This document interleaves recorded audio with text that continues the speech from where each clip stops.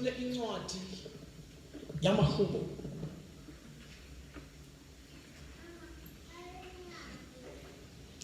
"127.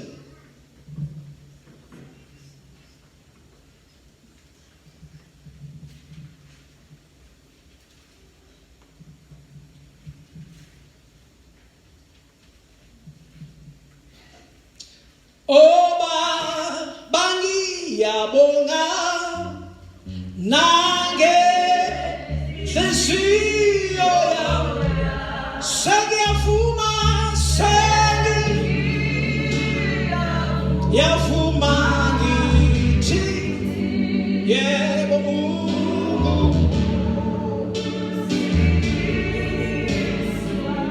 127 Maniternity. Amen. Uma uJehova engayakhi indlu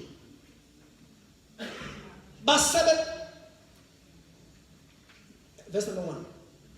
Nitshele nonke bazalwane. Okay. Uma uJehova engayakhi indlu basebenzela ize abayakhayo. Uma uJehova engawulondolozi umuzi umlindi wawo ulindela ize. Kuyize kini ukuba nivuke ekseni nephuze ukuphumula nidle isinkwa sezinhlupheko ngokuba uyamupha othandiweyo wakhe esalele. Amen. Heavenly Father, I pray in the name of the Lord Jesus that Lord will bless this your word. Speak, Lord Jesus Christ. Use my voice. Sit on my tongue. Think through me. Baba egameni likaJesu. Ngopha yonke imimoya engazamumela ukushiyela kuzwi lakho. Lord, I pray, release it through your power in the name of the Lord Jesus Christ. Let us all say amen. Amen. But a simple statement, a simple word. Liyazisho lona uma uJehova engayakhi indlu. Uma uJehova akesishonzo uma uJehova engayakhi indlu. Basebenzela ize abayakhayo.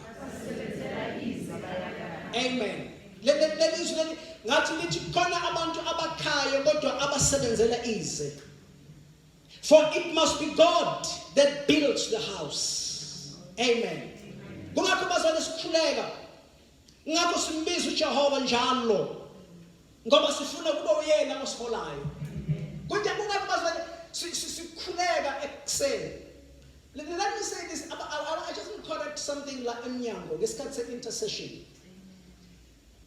Between 9 abazali bala ekhaya, I believe ukuthi abazali bala ekhaya abafune ku abadinga introduction abadinga ebhingele ekseni. Ngiyacela ukuthi between 9 mama Sithole, between 9 to 9:30 la kube clear ngabe nga movement la ngabe bikho abantu ababingelelanayo ngabe bikho abantu bakhulumayo abazali bala ekhaya, let them come. So we will greet after, sizokhuluma after, but bazona akusitoniphele isikhathi sokuthandaza. Amen. Are you happy with that, bazalwane? Amen. Ngiyacela bazalwane, we are not owing you ukunixhawula ekseni ngesikhathi se-intercession. Iza ngo-9 uzongena in the house of the Lord. Sizokhuleka kanye nawe. Amen. Siyakha bazalwane. Siyakha bazalwane. Siyakha nawe uyakha. And bazalwane, we believe as we build, or we believe as we come to the church, or we are here to be sharpened. Ukuzololwa. Ukuthi sakhe ngempumelelo. Singakhi bazalwane ngokuyize. Singakhi abesikhuluma ngapha in past weeks. Ukuthi singakhi izinto ezizobhidlika. Amen. So bazalwane siyakha.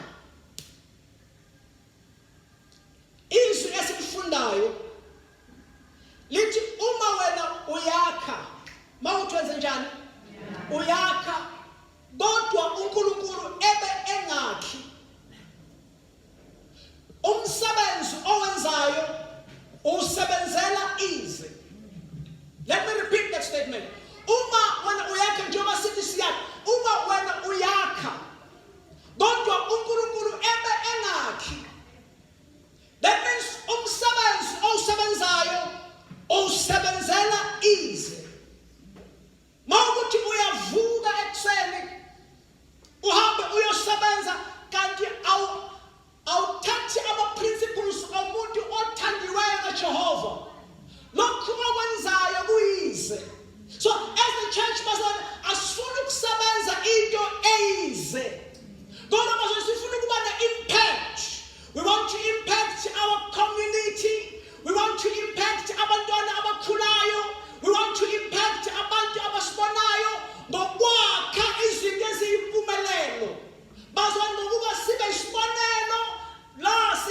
khona kufanele kube uNkulunkulu owakhayo.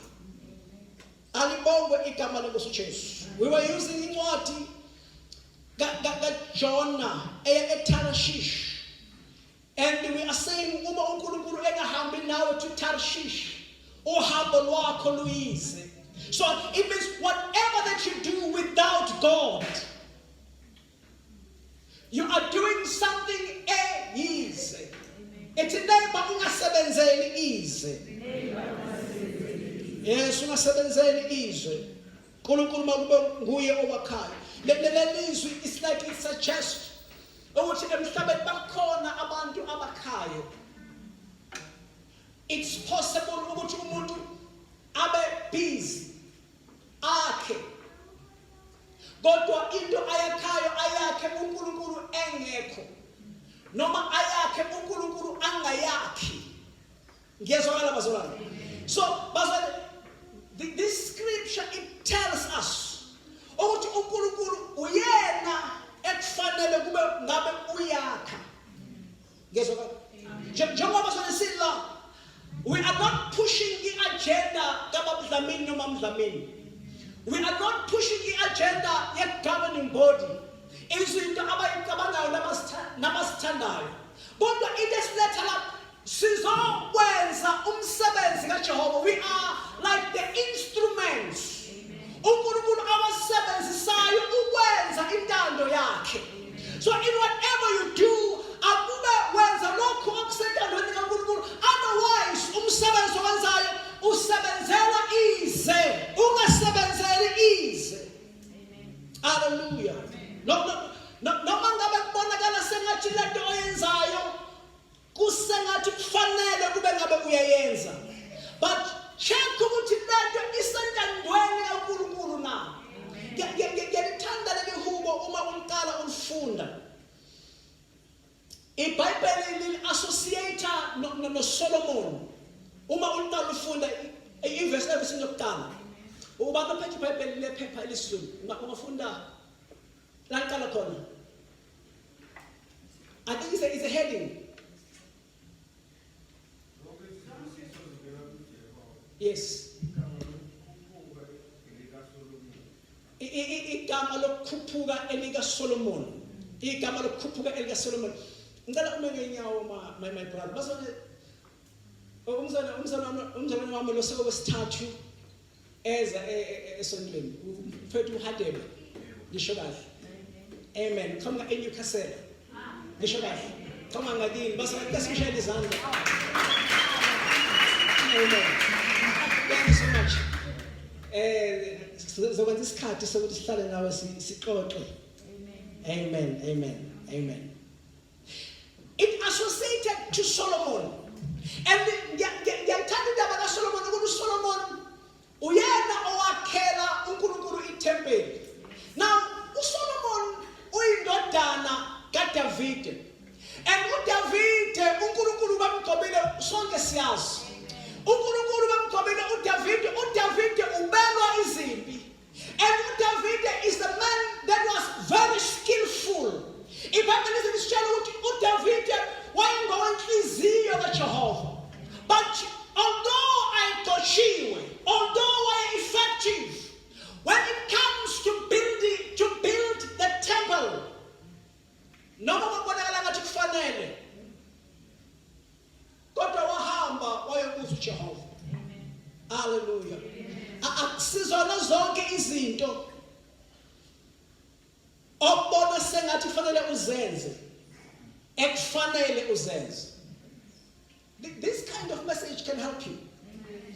Ukuthi ungezolandela abantu wenza izinto zabantu uNkulunkulu angakubizelanga zona. Because sometimes siyakhohliswa iability esinayo, because you've got the skill sokulwa ula izimpi, you've got the skill sokwenza imali, and then because you have that power, so ukuthi the temple kaNkulunkulu uwena ekufanele ulenze. Mama ngikhuluma ngetemple kaNkulunkulu, ngikhuluma ngento ethile uNkulunkulu angakubizeli kuyo. So ukuthi uwena kufanele uyenze ngenxa yokuthi namandla, ngenxa yokuthi unamandla, ngenxa yokuthi khona izinto ozenzile prior. Ukuthi uphumelela before, it doesn't mean ukuthi wena uzokwazi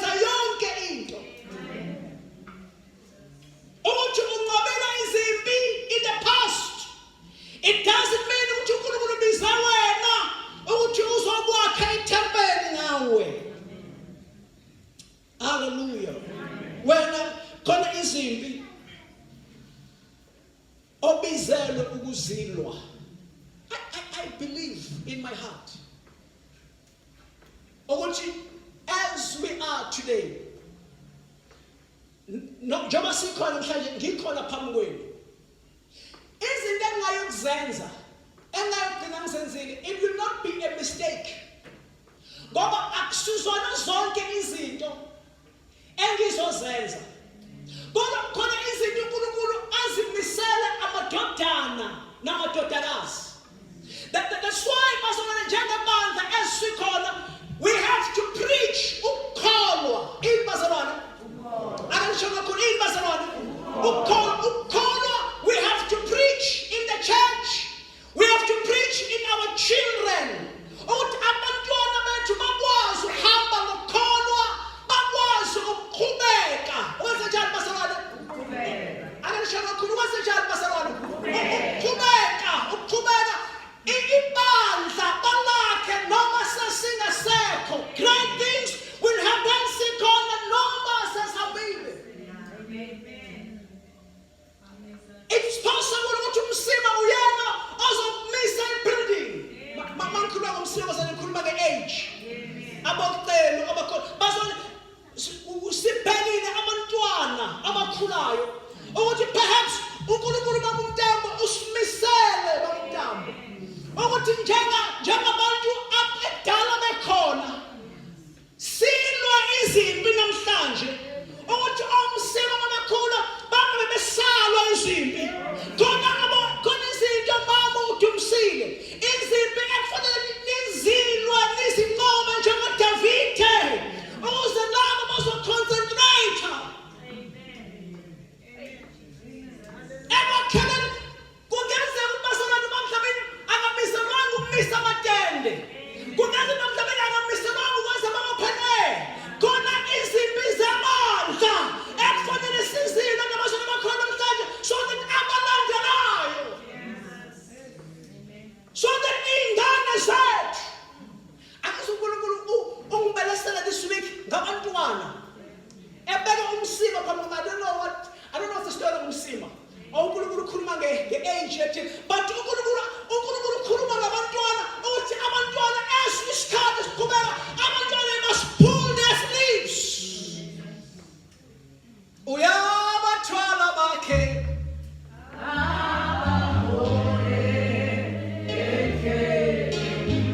uphela umfanele walo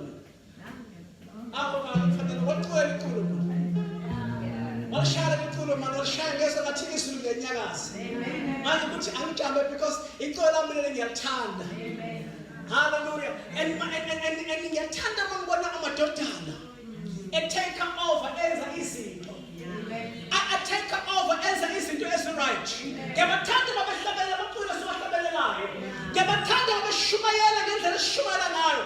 Abantwana babaqala benza izinto bazole ibandla elibahloniphayo abantwana.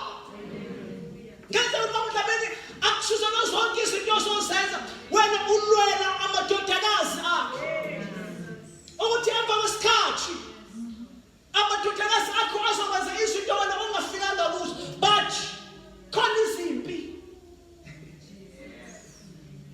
Hallelujah. Every generation must excel.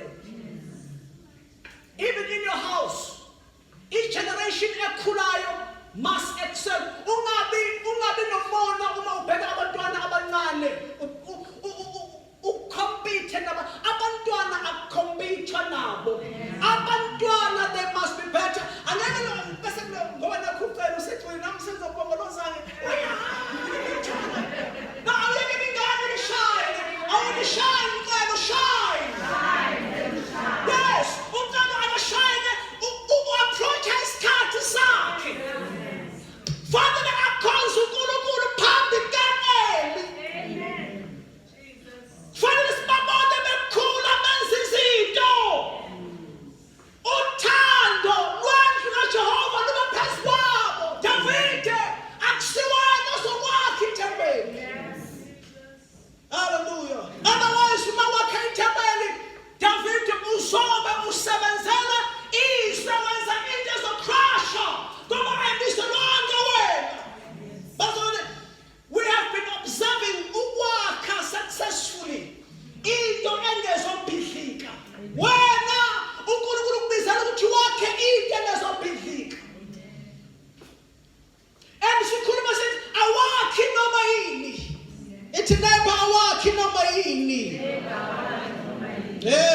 yakhe noma yini, awuvuka ekuseni usebenze kuze kushone ilanga ebusuku, ngoba uNkulunkulu abakhe uyababusisa besalele.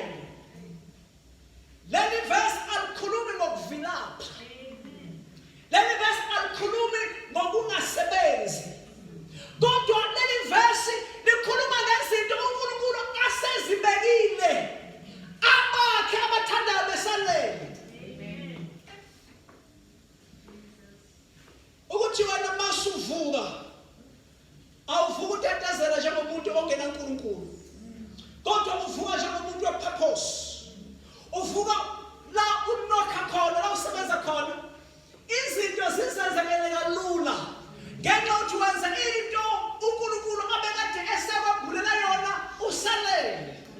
Khona izinto awuthi neighbor, izinto zakho zivula usalele.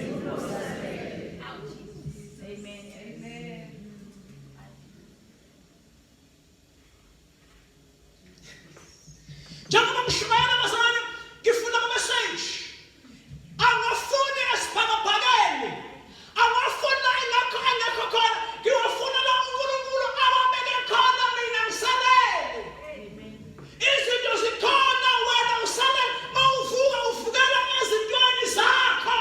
So you don't think it neighbor, don't tatazela me. Abakhe uNkulunkulu babusisa besalele. uNkulunkulu wenza ubudokotela usalele, uNkulunkulu wenza ububusinessman usalele, uNkulunkulu wenza ubungqobe usalele. Awuthi ngibusiswe ngilele. Yes, le moto hamba ngayo uNkulunkulu wakunikeza yona wena usalele. Le job thathe uwalo ngizobhadala izophela. Hayi uNkulunkulu wayi asalwaba yakho wena usalele. Lo msebenzi osebenza kwabo ngowakho. It's never is yours, ulele. Yes, so ukusebenza ukuyolanda izinto ezikhona, uyathiliswa. Izinto awuthi sikhona izinto zami. Amen.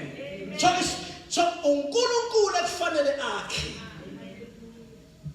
Akufanele kube sengathi ku-right ukuthi kwenza noma ngabe ubona ukuthi nginawo amandla ngisenestrength ngisakhishiwe, but hamba uyombuza uJehova.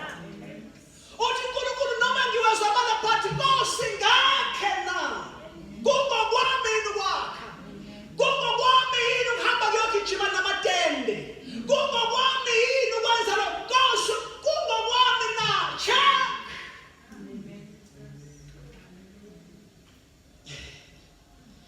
Incwadi yamaHebheru chapter number 11. Hebrews chapter number 11.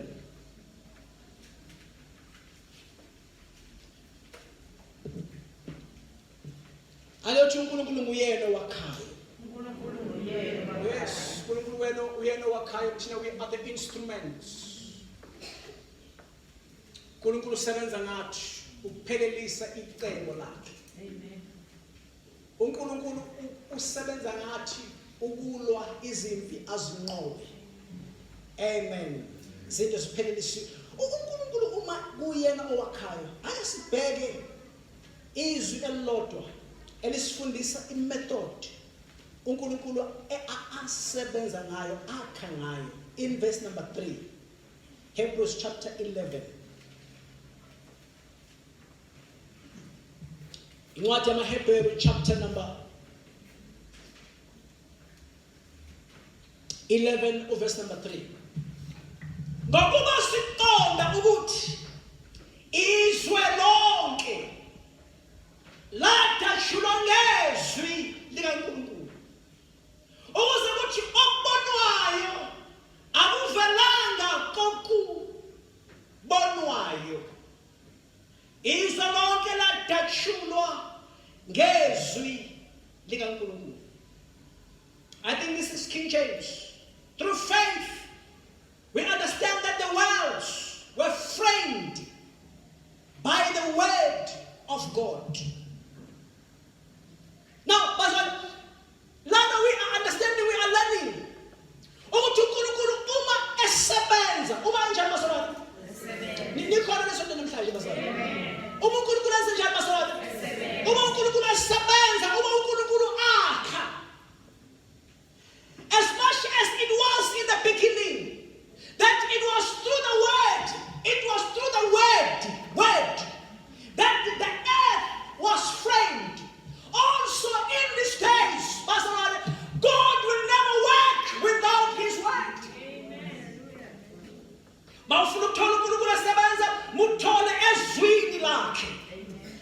So that means wena uma uzosebenza utho, uma uzokwakha utho, njengoba sakha njengebandla sithi siyakha, asihambi nge-excitement, asihambi ngani bazalwane, asihambi nge-excitement and asihambi ngokukopela. Sebenzisa igama lesizulu angazi ngithini ngesigoli, but asihambi ngokukopela, ngoku-imitate izinto zabanye abantu. Noma ngabe bonakala sengathi sinamandla okwenza, but siyahamba siyofuna. Amen. Jabuye umhlaba ifuna inkosi osemthandazweni.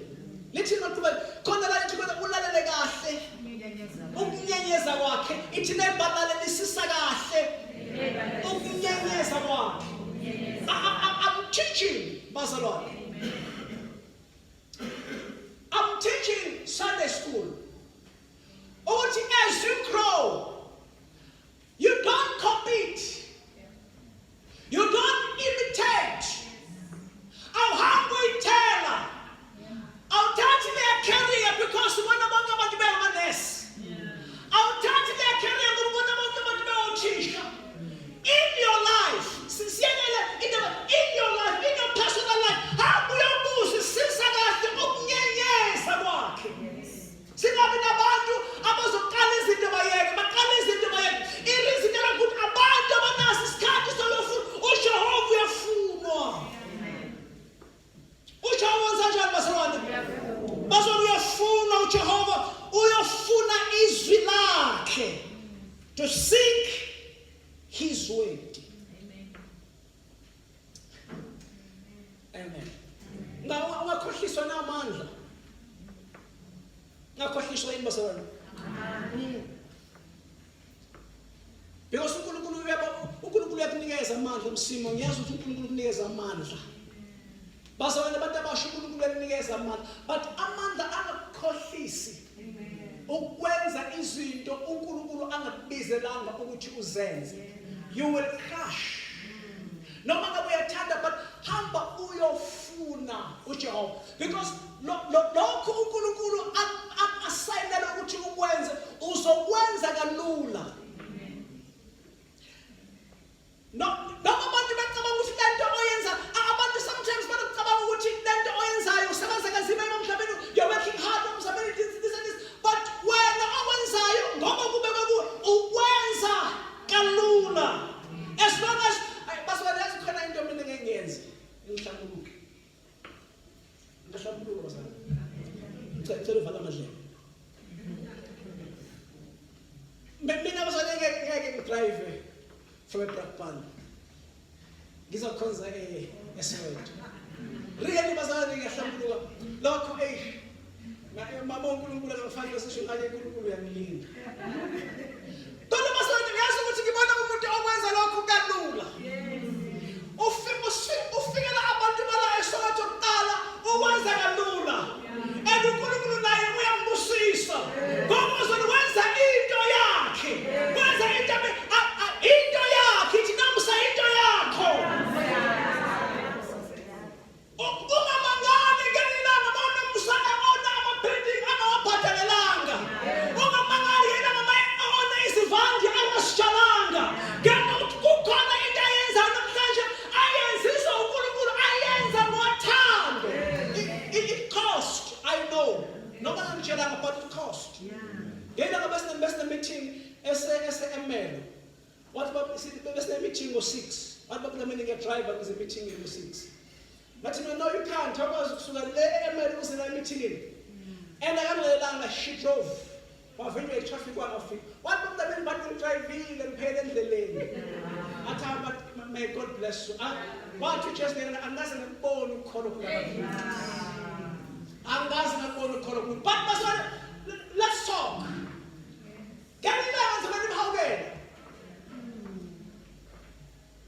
Because she will drive well.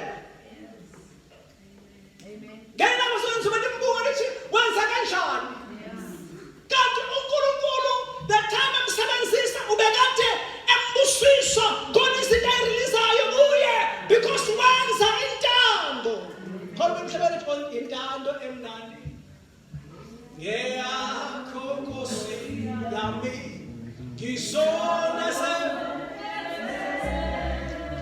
uyo moya oigwele oba intando yami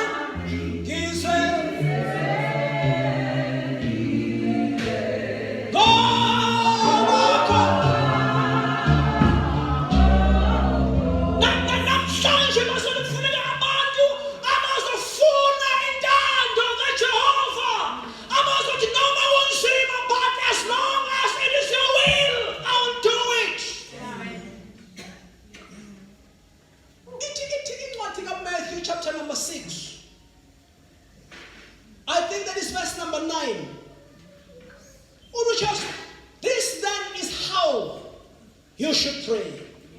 Our Father in heaven, hallowed be thy name, be your name.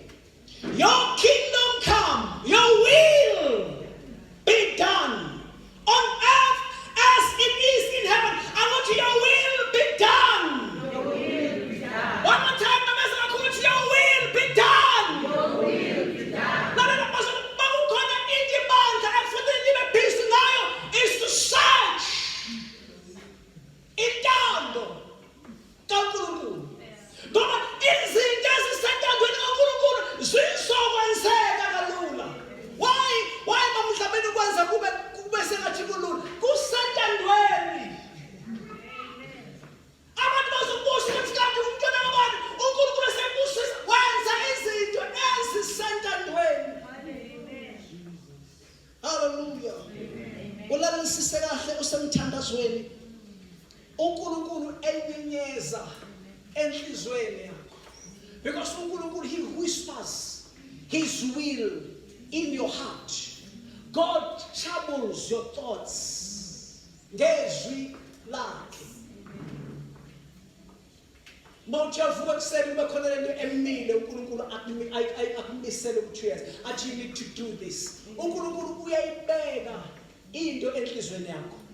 And leyo nto leyo as uvula inhliziyo yakho ukwamukela intando kaNkulunkulu, ukuhlinza ngayo. Kwenze njani bazalwane? Ukuhlinza ngayo, meditating on his word. Khona izwi elithi those who meditate in the words, in the law of the Lord, they are like a tree planted by the streams of water that bear fruit in its season. He says, bearing fruit in its season. As you stay, noma as udlinza ngecebo lakhe, udlinza ngezinto ezikhulumayo zivela in your spirit, uthi Nkosi nakho ekufanele ngikwenze. uNkulunkulu uzokwenza wena ukuthi ube successful. Angeke usebenze kanzima ngoba usebenza into esecebeni lakhe. Hallelujah. Kuyize kimi ukuvuke ukuba nivuke ekuseni. Hayi, bazalwane baphana bazalwane university. Let's kuyize kimi ukuba nivuke ekuseni nephuze ukuphumula, nidle isinkwa senhlupheko. Ngokuba benze njani? Uyamupha othandiweyo wakhe esenjani bazalwane? Esalele. I didn't know which one it is. But listen to this. Let me read again. Kuyize kimi ukuba nivuke ekuseni. isingisi sithini nivuke ekuseni niphuze ukulala, let's sleeping late, niphuze ukulala, nidle isinkwa senhlupheko. So noma uyavuka ekuseni uphuze ukulala but still udla isinkwa senhlupheko ngokuba uyamupha owakhe esenjani basewana. That means izinto zakho wena la emhlabeni unjengomuntu okhulelwe,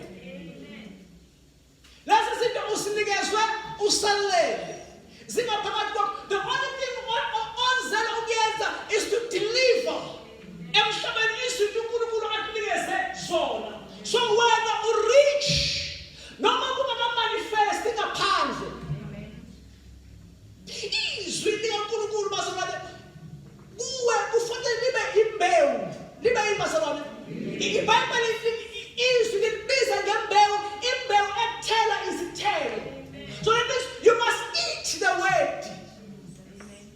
Ngisho la mina ngisemandleni indlela engizifonda ngayo. Yazi indlela engwanga kathi nayo ngithayi kwamhlabeni yabantu namhlanje. No, manje ngiyashisa impela nje ngisemlilweni. Ngisemlilweni ngiyashisa. It's never the preacher is hot. Yes, the preacher is hot. Yashisa lo baboshumayela. Ngiyashisa. Wathi ukuthi ngiyabanda kubanda wena.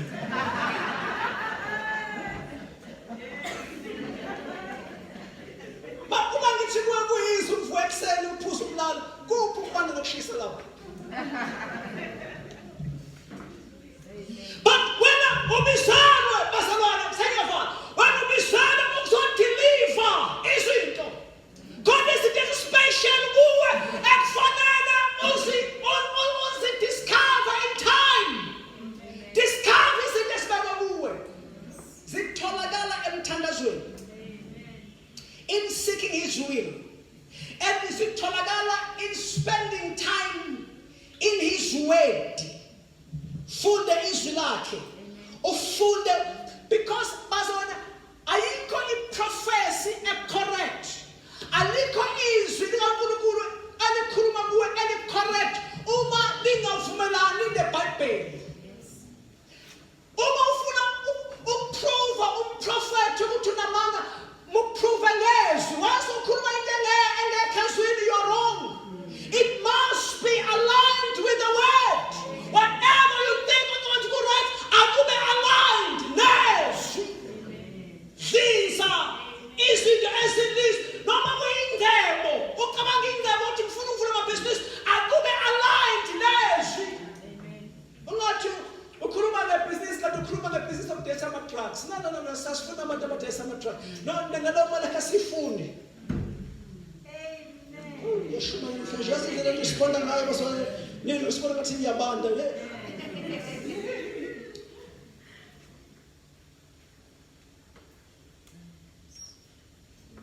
uNkulunkulu ubekile kusengethandaza. uNkulunkulu ubekile kuwe izinto ezi-special. You are like a pregnant woman. Njengebandla laseDubai bazalwane, khona into ezokwenzeka. EDubai, I declare egameni likaJesu, a great revival will happen. We shall impact itrati zaseDubai, abantu bazokuza enkosini. Ngenxa yokuthi si-pregnant, si-pregnant, siphathiswe izinto ezizonyakazisa iSoweto. Hallelujah. Khona into kuwe, ithi never khona into kuwe. And ithi neighbor inamandla. Inamandla leyo. And iqaphelisise ukuthi you don't take any example ulandele yona. It's not everyone that is your role model. Bakhona abantu uNkulunkulu abamisile emhlabeni bokhola nokukhombisa indlela. It's not everyone. I'm not sure if I'm going to be quoting this scripture correctly. I think confuse I'm correct. But it's not everyone who is your Elizabeth. Ukhona uElizabeth, uNkulunkulu akumisele yena ozohamba indlela naye. And lo Elizabeth le uzombona uma umxhawula kube khona into ejumpa ngaphakathi uthi nomuntu sikhuluma into eyodwa naye alibonge igama lenkosi. It's not everyone. It's not everyone. Awuhambi ulandela, awuhambi uma, awumi endleleni abaqolodayo, but khona uElizabeth wakho sasiyathandaza. Ungalandela noma ungahambi uma nemikubi ungahambi uyifana nje. Ungazazi ukuthi ukhonza kupha wazi ukhonza zasisiyo zayoni noma umngane, but konke ukuthi ubani uElizabeth wakho hamba naye. Abantu bathi mawuhuba ingoma kuthi noma ingoma ibhinja uzwe ukuthi but bayabhimba labazwe kodwa uzwe ukuthi kodwa kumnandi. Uzwe noma drums esafika sisaza kumasho kodwa man ayishela ukufanya isandla man. Kodwa kuyazi ukuthi awuthi kumnandi la ekhaya. Abantu abafunayo ukuthi kumnandi. Baba uhlangene noElizabeth wakho. Baba umntango noma uthi noma bona yamamaza but noma yamamaza uthi kodwa kumnandi khona noma uhlangene noElizabeth wakho. Bahambe pastor izekhaya kini. Amen. Abantu bakazi lakhe abantu bakhuluma efana yakho. Bazo understand the sakhe nabo. Khona kuye manje uthi masidonse kanye kanye. Woza sizodonsa kanye kanye kwenzeka izinto. I'm praying. Ubane mkhulu